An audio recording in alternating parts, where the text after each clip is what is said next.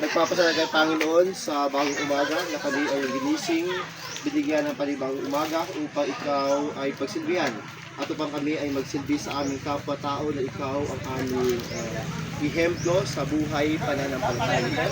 Nagpapasalamat kay Panginoon sa presensya ng bawat sa amin, lalong-lalo na sa Cotabato Bahay Maria Foundation na narito upang maghandog ng tulong sa bawat miyembro at mananampalataya ng iyong simbahan, lalong-lalo na sa St.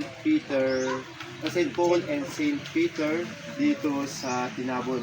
Sa Panginoon, ang iyong presensya ay itulot mo sa amin. Nang sa gayon, ang gagawin ito ay maging kalugod-lugod sa iyong paningin. Lang po amin sa dalangin sa iyong ngalan. Amen. Amen. Amen. Ng Espiritu Santo. Amen. Tapos yung iba, ay, sina, i-extra pa. Yun lang.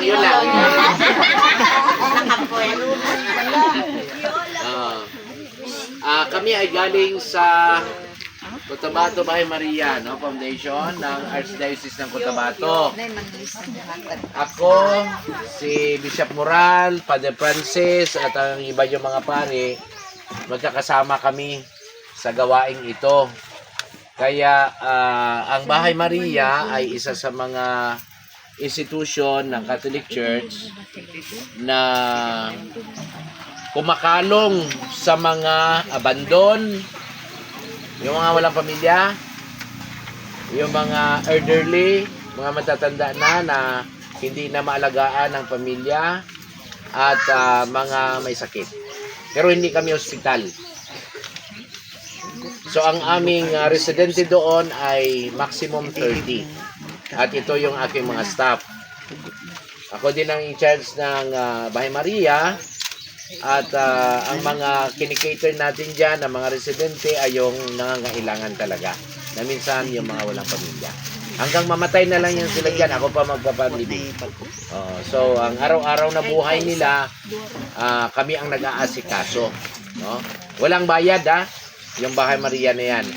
Pero dahil marami ang tumutulong, nagbibigay, kaya ngayon, December ngayon, nag-extend lang kami konti, January na.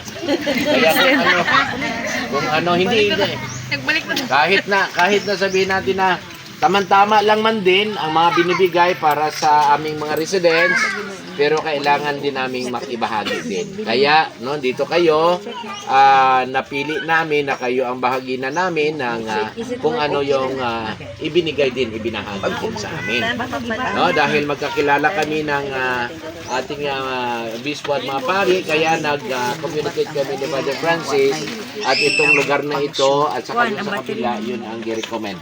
So dito kami para ibigay sa inyo itong kunting naipon-ipon din namin doon noong December, at saka meron tayong mga medical na mga personnel na nagatulong din sa Bahay Maria, mga nurses ito sila, at may kaalaman sila tungkol dito, kaya explain yan nila sa inyo ngayon kung ano itong mga medisina na ibinibigay. Parang magpadami ng anak siguro yan siguro.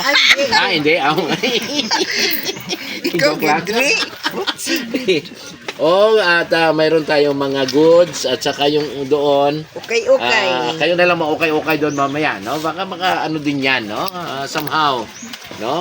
Ako din minsan yung mga ginagamit ko rin, okay din Maganda din mga okay. So diyan yan siya. Kaya pasalamat kami sa inyo at nag-response kayo dito sa panawagan natin, 70 families ang nandito. 71. So ibabahagi namin sa inyo itong na ito. Sige, yun lang siguro. Maraming salamat Father sa pagkakataon, ma'am, sa mga leaders natin dito. Maraming salamat. So yun lang siguro ang konting introduction at magandang umaga. Sige. Tapos may bata, tuha sa akin.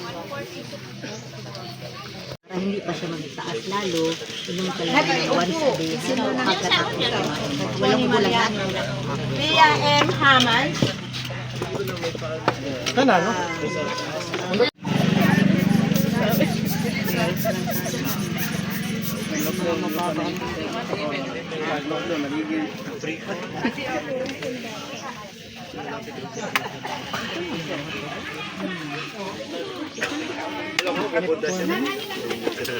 Girlfriend.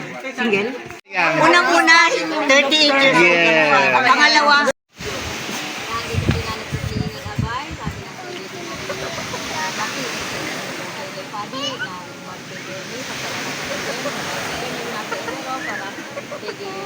salamat po yung salamat po Tuhan iligtas sa United Arab Emirates.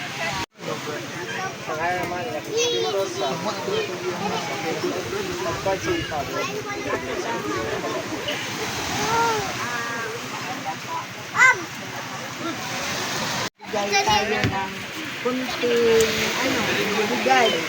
Kahit kunti, pero galing sa puso. Kasi, sharing. Kaya nga, napili dito ni Father na dito kayo bigyan. Magpasalamat kayo ni Father na naisip niya nga dito kami nang magbibigay kay yearly mayroon kami ganito outreach na dito naisipan ni yung si Father na magbigay kami dito. Mabuti naman at saka maraming salamat sa inyong yung mga tanggap, yun ang binigay sa Panginoon para sa atin. O kaya nga, meron tayong check-up dito. Yun lang simple lang, yung ubo lang, kung mayroong kasi wala naman tayong mga resita kailangan na meron tayo kapag mayroong sobra ibigay po namin dito sa yung nangangailangan katulad din namin kubro tayo pero magbigay naman tayo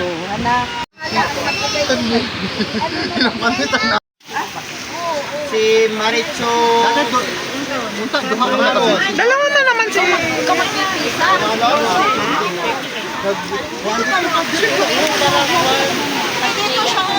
Dito parang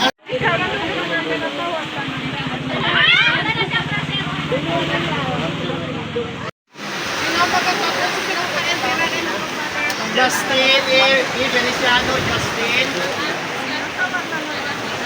Irene S. Martin.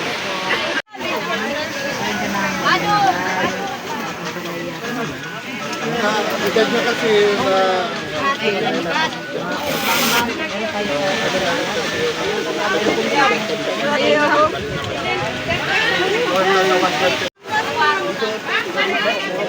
Pero manamda niya silin.